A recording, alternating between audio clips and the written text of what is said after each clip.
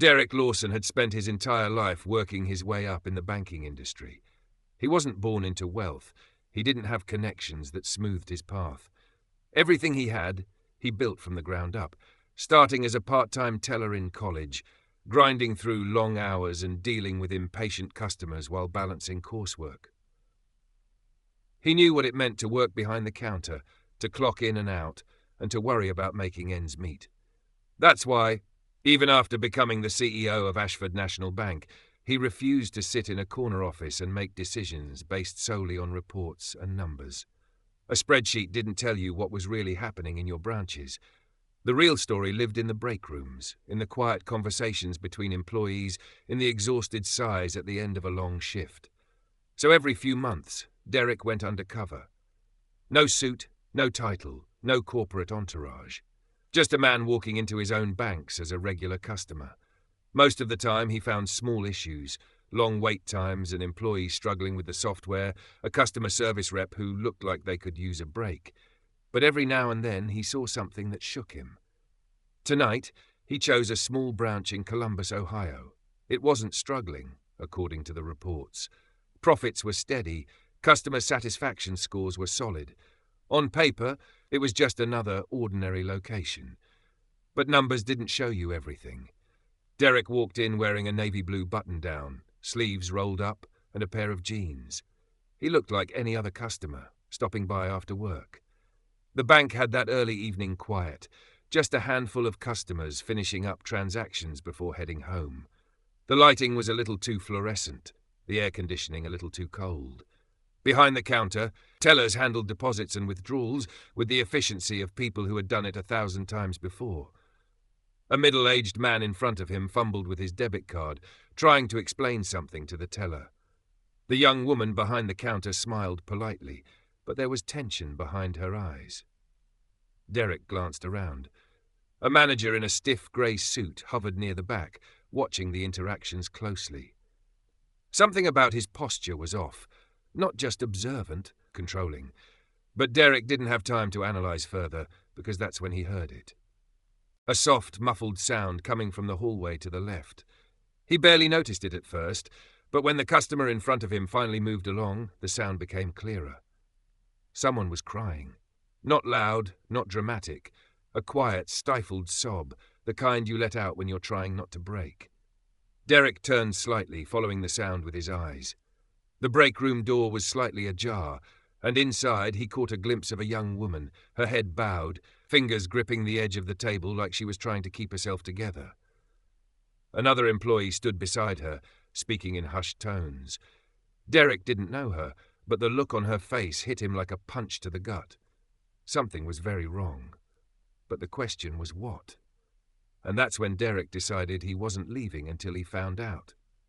Derek stood in line, his body still facing the counter, but his mind was elsewhere. The crying. It wasn't just frustration, it was pain. He knew the difference. He had seen employees overwhelmed by busy days or irritated by difficult customers, but this was something deeper. His instincts told him to walk over, ask if she was okay, but he wasn't Derek Lawson, CEO. In this moment, he was just another customer, a stranger. Instead, he listened.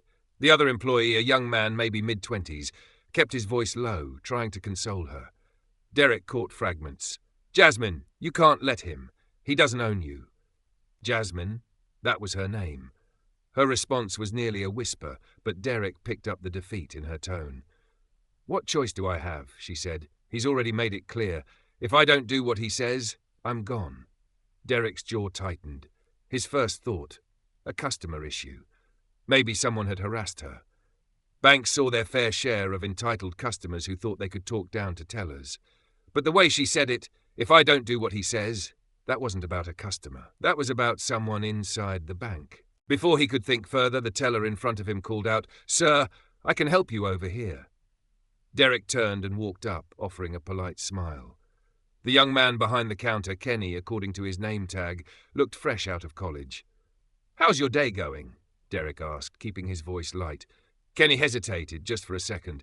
It was barely noticeable, but Derek caught it.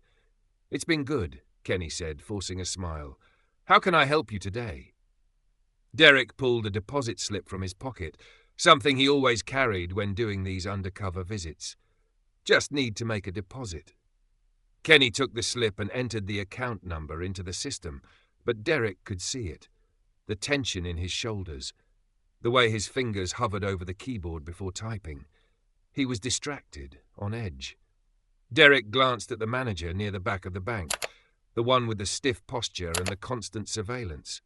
His gaze flickered toward the break room, just for a second. Kenny must have noticed Derek looking because he suddenly spoke up, lowering his voice. "Do you work in banking?" Derek raised an eyebrow. "What makes you ask?" Kenny hesitated, then shrugged. "You just seem like you've been in a branch before." Derek smiled. "Yeah, I used to be a teller a long time ago." Something in Kenny's face shifted, a mix of relief and hesitation, like he wanted to say something but wasn't sure if he should. Derek gave him a moment, but Kenny glanced over his shoulder again, toward the manager, and just like that, the opportunity was gone. Kenny slid the receipt across the counter. "Here you go, sir. Anything else I can help with?" Derek took the receipt, but he wasn't done here. "No, I'm good," he said, pocketing it. Then, lowering his voice, he added, "But take care of yourself, Kenny." Kenny stiffened just for a second, but Derek saw it. He stepped away from the counter, heading toward the exit, but he had no intention of leaving. Instead, he stopped near the loan officer's desk and pretended to check his phone. From here, he had a perfect view of the break room. Jasmine had wiped her face and was sitting up straight now, but her hands still trembled in her lap. The young man beside her was speaking urgently, shaking his head, but she wasn't meeting his eyes. And then Derek saw it. The manager, Mr. Stiff Posture, walking toward them. His steps were slow, calculated, like a predator approaching prey. And as soon as Jasmine saw him, her entire body tensed. She hurriedly grabbed her phone, stuffing it into her pocket, and stood up, like she had been caught doing something wrong. The manager said something Derek couldn't hear, but whatever it was, Jasmine gave the smallest, almost imperceptible nod. Then she walked past him, head down, and made her way back to the teller stations. Derek wasn't sure what he had just witnessed, but one thing was clear. Whatever was happening here, it wasn't good, and he wasn't walking away. Derek watched as Jasmine returned to her station, her movements stiff and mechanical. She forced a smile at the next customer, but it didn't reach her eyes. She was running on autopilot, just trying to get through the day. And the manager, he stayed near the break room door, arms crossed, watching. Derek knew this kind of dynamic. He had seen it before. A toxic workplace always had the same signs: employees who flinched when their supervisor walked by, conversations that stopped the moment a certain person entered the room, the unspoken tension in the air, not loud, not obvious, but there if you knew where to look. He had a decision to make. He could leave and handle this from a corporate level, investigating from a distance. That was the safe, professional way. Or he could get his answers now. Derek took a slow breath, adjusting his posture. If he wanted people to open up, he had to come at this the right way. He scanned the room, looking for an opening. Kenny was helping another customer. Jasmine was back at her station, avoiding eye contact with the manager, but the young man who had been in the break room with her, he was standing near the side counter, organizing a stack of deposit slips, his jaw tight. Derek walked over, keeping his voice casual. "Excuse me, do you have a pen?" The young man looked up, startled. "Oh yeah, of course." He grabbed one from the cup beside him and handed it over. Derek took it but didn't walk away. He glanced at the employee's name tag, Miles. "Hey, Miles," Derek said, lowering his voice. "I couldn't help but notice your friend seems upset." Miles' expression didn't change, but his grip on the stack of papers tightened. "She's fine." Derek tilted his head. "She doesn't look fine." Miles swallowed, eyes darting toward the manager, who was now near the back office, speaking with another employee. Then he exhaled, like he was trying to decide whether to trust Derek or not.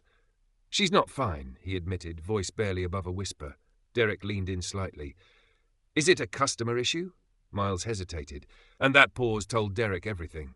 "No," Miles muttered. It's her personal business." That was a lie, not because Miles wanted to mislead him, but because he was afraid. Derek could see it in the way he kept his voice low and how his eyes kept flicking toward the manager. "How long has she been working here?" Derek asked, keeping his tone light, conversational. A little over a year, Miles answered automatically. Then he tensed. Why? Derek shrugged. Just wondering if she likes it here. Miles let out a humorless chuckle. She doesn't, but she can't afford to leave. And there it was, the real problem. Jasmine wasn't just unhappy, she wasn't just stressed, she was trapped. Derek's gut tightened. He had seen situations like this before, where employees felt stuck, unable to walk away because of financial pressure, personal struggles, or worse, fear. And now he had a feeling this wasn't just about a bad work environment. Something else was going on here, something bigger. Before he could ask anything else, Miles stiffened. Derek didn't have to turn around to know why. The manager was walking toward them. The air shifted, thick with something unspoken. Derek could feel the power dynamic in the room change in real time. "Everything okay over here?" the manager asked, voice smooth but firm. Miles immediately dropped his gaze, busying himself with the papers in front of him. "Yes, sir. Just helping a customer." Derek turned, finally facing the man up close. Mid-40s, crisp suit, sharp features, eyes that had seen too much and cared too little. This wasn't just a bad boss. This was someone who knew exactly how much control he had and enjoyed it. The name tag on his blazer read Ron Halverson. "Can I help you with something?" Halverson asked, tone polite but edged. Derek offered a casual smile. "Just getting a pen. Miles here was kind enough to help me out." Halverson didn't break eye contact. Good. He clapped Miles on the shoulder, a little too firm. "Let's stay focused on work." Miles nodded quickly, eyes on the papers. "Yes, sir." Derek clenched his jaw but didn't react. Not yet.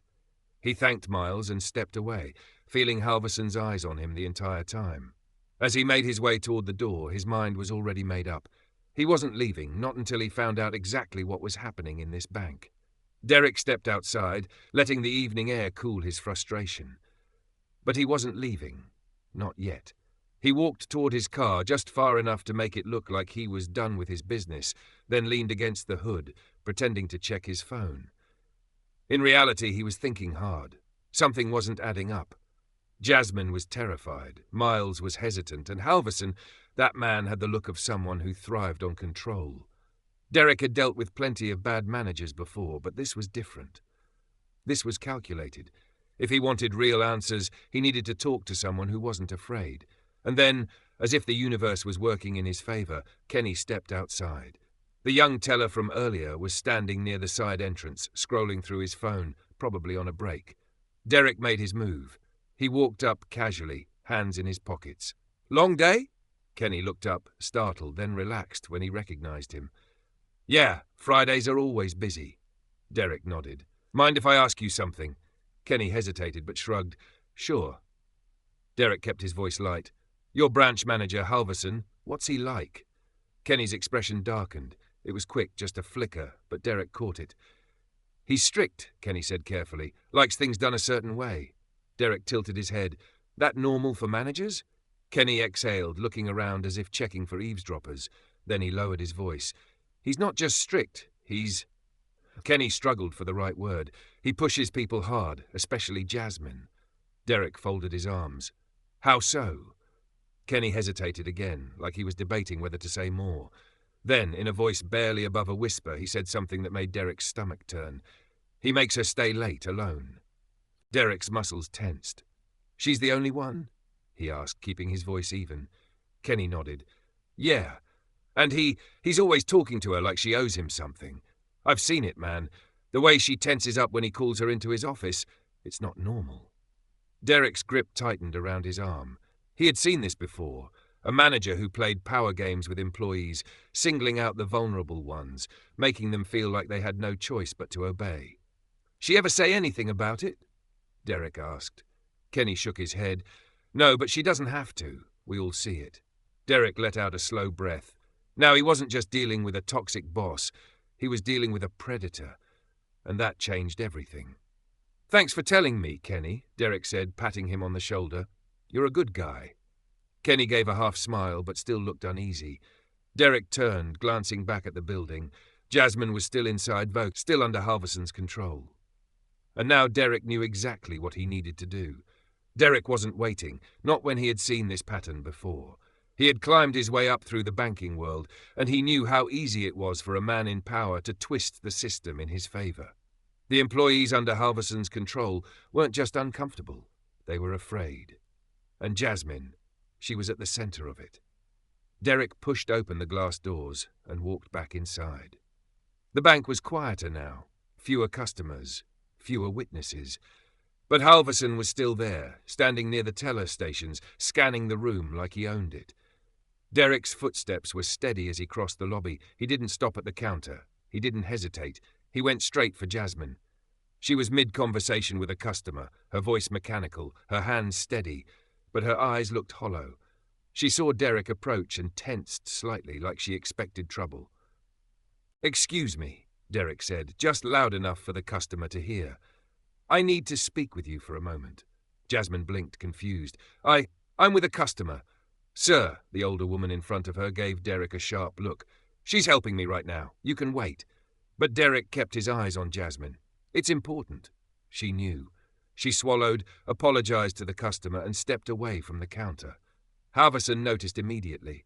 Derek saw him straighten, his eyes narrowing. He didn't like losing control. Jasmine led Derek a few steps away, fidgeting with the edge of her blazer. What can I help you with, sir?"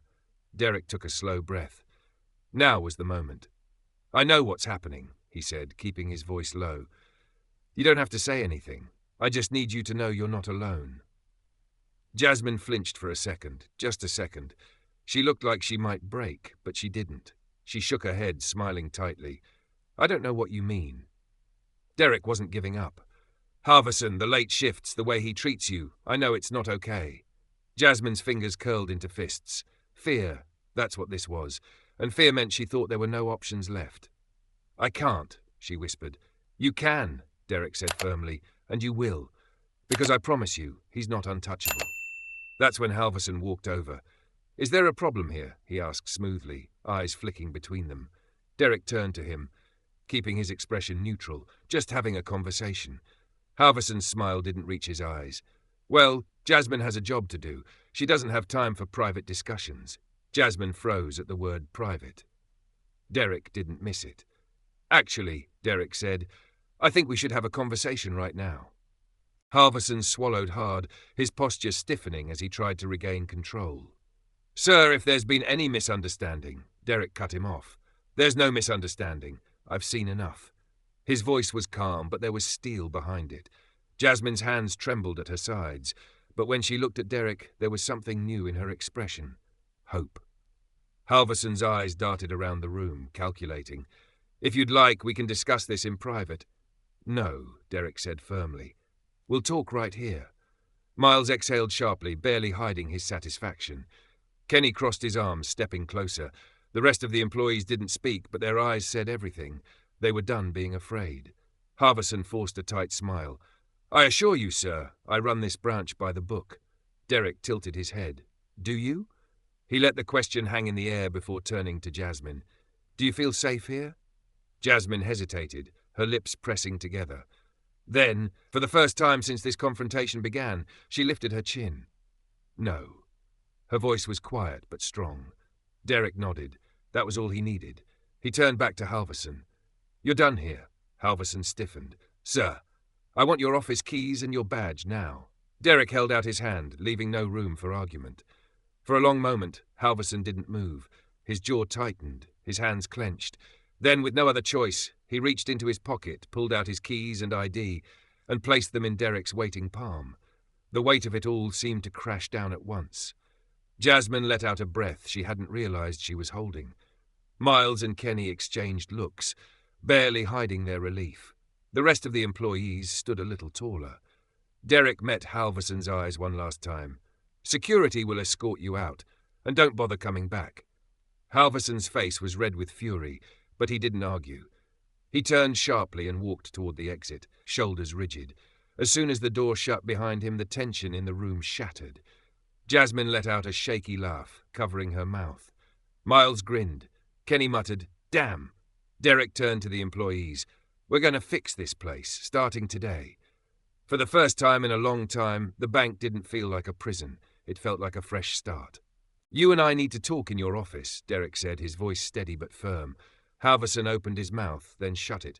He was scrambling, calculating how much trouble he was actually in. Sir, Halverson stammered. I assure you there's been a misunderstanding.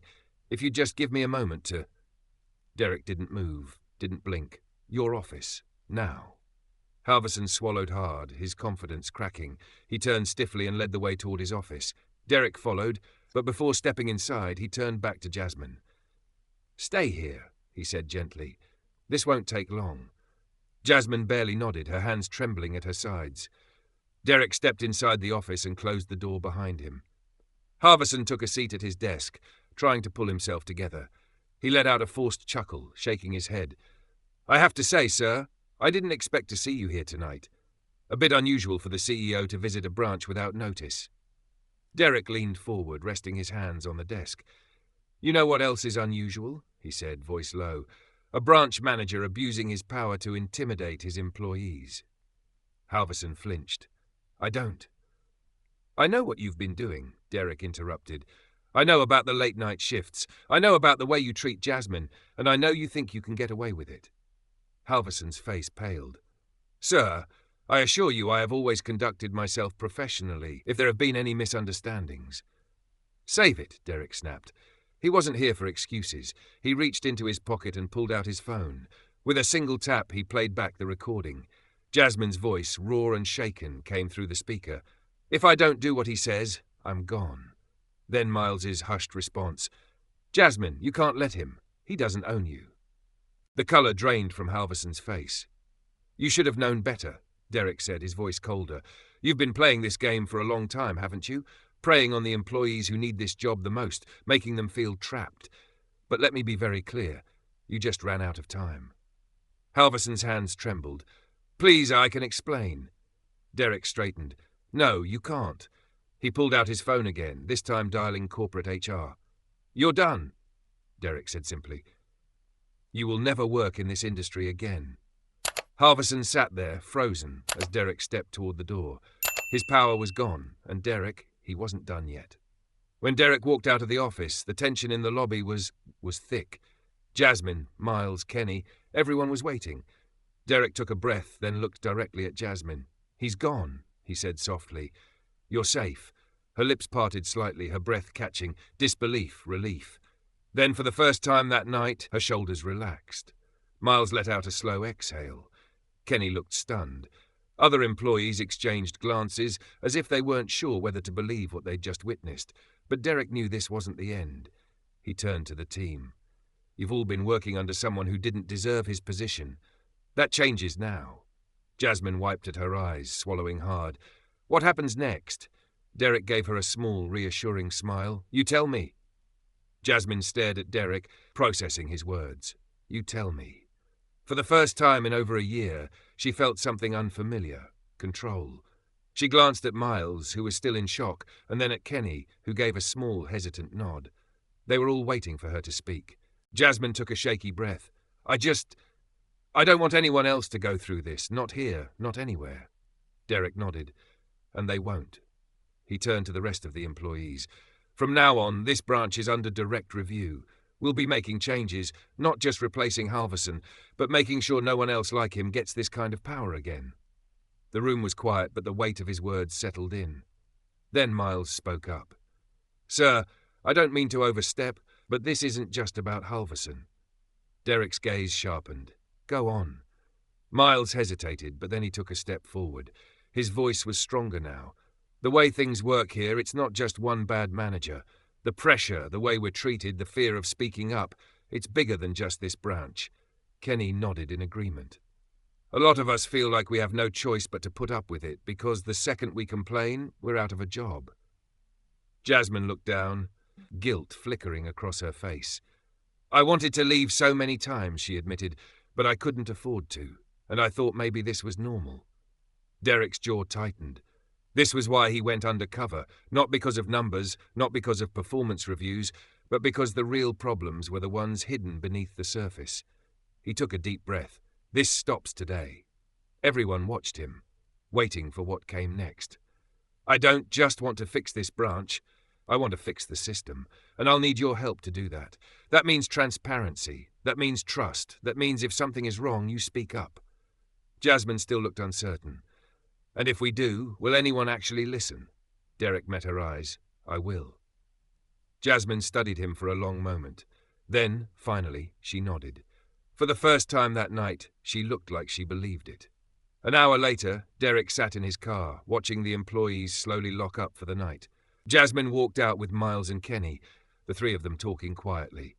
They looked lighter, like the weight of the last year had finally started to lift. Derek exhaled, running a hand over his face. This had been one branch, one manager, in one location. But how many more were out there? How many employees, just like Jasmine, were afraid to speak up? How many times had he looked at a spreadsheet and thought everything was fine, when it wasn't? Being a leader wasn't just about profit margins or efficiency. It was about people. And tonight he had been reminded of exactly why he did this job. Too often, people in power look the other way. They see employees as numbers, not human beings. But leadership isn't about control. It's about responsibility. If you ever feel trapped in a situation where someone is abusing their power, speak up. And if you see someone else struggling, don't stay silent. Because sometimes, all it takes is one person to break the cycle. And if this story resonated with you, share it. You never know who might need to hear it.